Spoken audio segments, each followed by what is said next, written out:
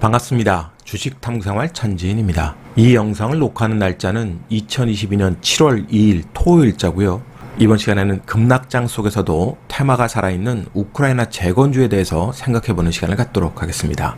먼저 시황을 좀 보면 금주에 PC 물가지수가 발표됐는데요. 시장의 전망치에 부합하는 아주 긍정적인 물가지수가 나왔는데도 불구하고 개인 소비 지출 자체가 감소하면서 오히려 시장에는 좋지 않은 영향을 미쳤습니다. PC 물가지수를 보게 되면 4월 달에 0.2에서 5월 달에는 0.6으로 증가했지만 근원 물가지수가 0.3으로 계속해서 안정적 흐름을 만들어냈고요. 전년 동월 대비해서는 2월 달에 5.3 찍은 다음부터 5.2, 4.9, 4.7 이렇게 안정적으로 감소하는 흐름을 보였어요. 그러니까 인플레이션에 대한 부담이 조금씩 감소하는 그런 긍정적 흐름이었는데도 불구하고 시장에서는 이 소비 지출 자체가 0.6에서 0.2로 급감하면서 계속해서 감소폭이 큰 그런 흐름을 보였다는 점, 이 부분이 부각됐다는 소리입니다.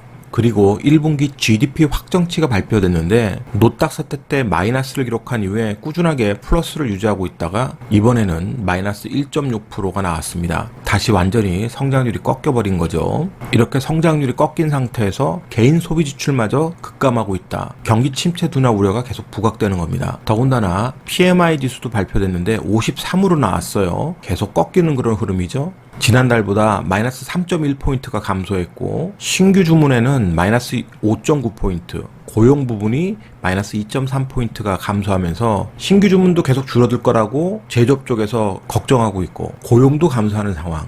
그러다 보니까 2분기 GDP 전망치를 발표한 아틀란타 연은의 자료를 보면 급속도로 꺾이는 모습을 보실 수 있습니다. 최근까지 플러스권을 유지하고 있다가 PCE 물가지수 발표하고 나서 마이너스 1%로 급감했고요.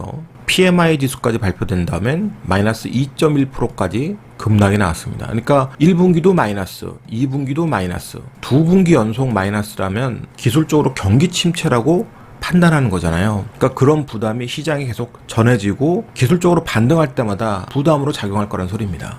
지난번에 설명드렸듯이 이 3%를 지지하면서 위에서 박스권을 만드나 밑에서 박스권을 만드나 지켜보자 그랬는데 경기 침체 우려가 부각되면서 결국 이 3%가 이탈이 됐습니다. 기술적 저점을 지금 테스트하는 과정인데요. 단순하게 금리가 조정이 나오면 시장은 오히려 환호하고 좋아하겠다라고 생각하면 안 돼요. 이렇게 급락이 나오는 과정에서 오늘 새벽에도 지수들이 다 같이 급락이 나왔고 또 나스닥 같은 경우는 장중에 추가적으로 1% 이상 급락이 나왔다가 다행히 꼬리 달면서 반등하니까 플러스 전환됐습니다. 하지만 이 부분도 기술적 부분으로 우리가 판단을 해야 될 거예요. 지난 16일 날 시황에서 언급을 드렸듯이 구리 가격의 향후 움직임을 잘 추적을 해봐야 된다 그랬는데 아쉽게도 구리 가격이 지난번 박스권의 저점을 이탈하면서 계속 급락이 나오고 있습니다. 구리 가격이 이렇게 급락이 나오면 인플레이션이 완화될 거라는 기대감으로 환호하는 게 아니라 지금 당장은 경기 침체 우려가 더 부각된다 그랬잖아요. 그런데 지금 그런 부분들이 계속 전해지는 겁니다. 그리고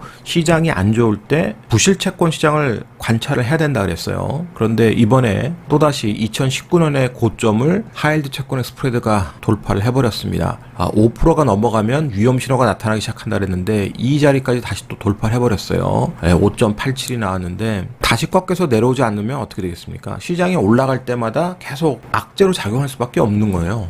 나스닥 지수의 흐름인데 기술적으로 반등했다가 경기 침체 우려에 뚫겨 맞았습니다. 그리고 또다시 기술적 반등을 좀 시도를 하고 있는데 저점 테스트를 하겠죠. 근데 저점이 깨지면 또 기술적 반등은 할 수 있을 거예요. 이 저점이 깨지면 또 저가 매수가 유입되면서 기술적 반등은 나올 수 있겠죠. 하지만 기술적 반등 수준일 수밖에 없을 겁니다. 우리 시장 같은 경우는 환율이 계속 고공행진하고 있잖아요. 1,300원을 두고 널뛰기를 하고 있습니다. 이게 쭉 빠져서 1,250원을 깨고 내려와주고 아주 긍정적 흐름이 나오지 않는 이상은 수급 부담을 계속 안을 수밖에 없다.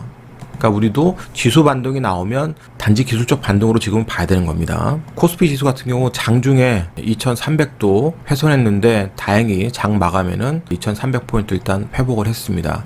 근데 언제든지 이 자리는 또 깨질 수 있는 자리가 되는 거고요.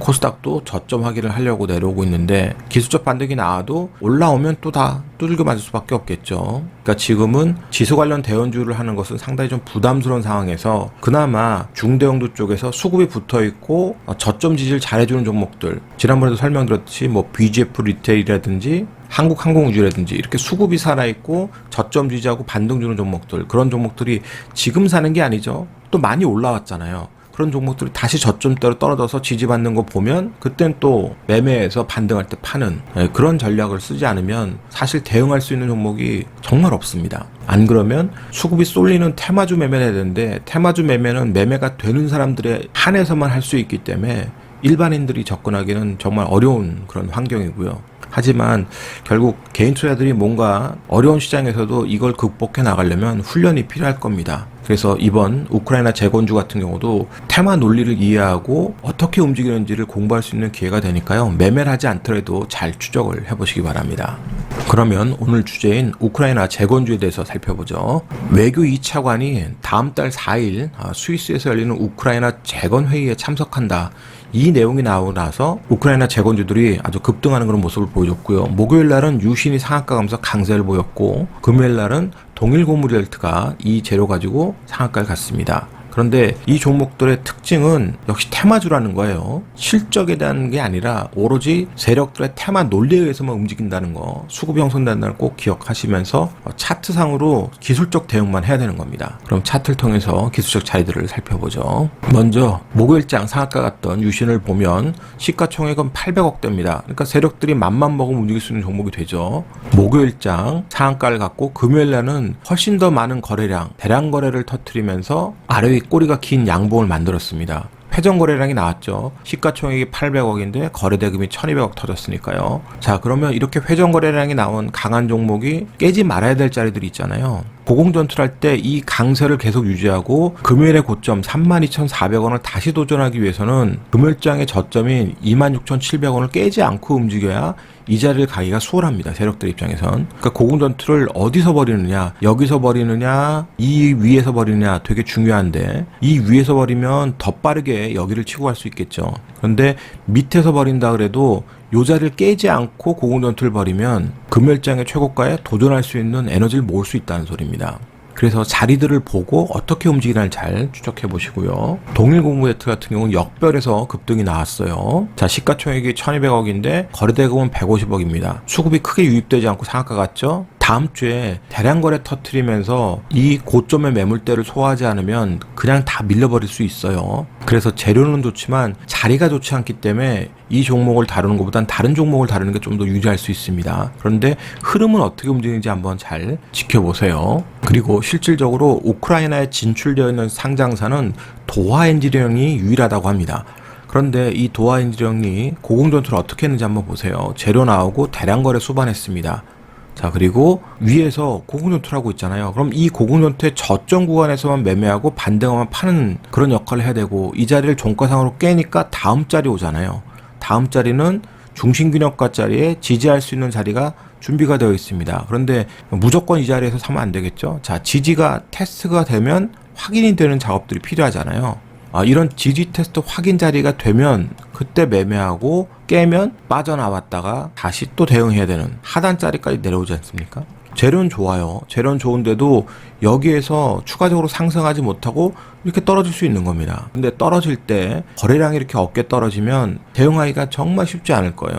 그래서 자리를 크게 나눠 놓고 지지자리 확인과 반등시 매도, 또 떨어지면 지지자리 확인과 반등시 매도, 이게 반복돼야 되는 겁니다. 자, 시가총액이 3천억이에요. 적은 시가총액은 아니죠. 그래서 이 자리에서 흥분해서 올라가는 게 아니라 올라갔다 조정받을 때 다리를 찾아야 된다는 소리고요. 마찬가지로 강세를 계속 유지하고 있는 종목 중에 현대 에버다임이 있습니다. 관련 재료가 나오고 급등락하면서 아주 멀미나는 종목인데 한번 보세요. 고공전투를 여기서 짧게 했습니다. 위에서 하지 않고 여기서 했어요. 그런데 거래량을 계속 수반하니까 요 자리를 딛고 올라섰는데도 장대 항목을 크게 못 뽑죠. 이 종목 같은 경우 계속 위에 꼬리를 답니다. 그러면 결국 밑에서만 대응하지 않으면 다 물린다는 소리예요. 이번에도 자, 이렇게 이틀 연속 대량 수급 들어왔는데도 고점에 가니까 다 꼬리 달고 물리잖아요. 그러니까 철저하게 저점에서만 대응해서 반등하면 파는 이번 수급은 상당히 중요합니다. 왜냐하면 저점에서 강한 수급이 들어오고 밀렸다가 다시 붙었던 고공전투의 고점 자리이기 때문에 이번에 갈 자리에서 못 가면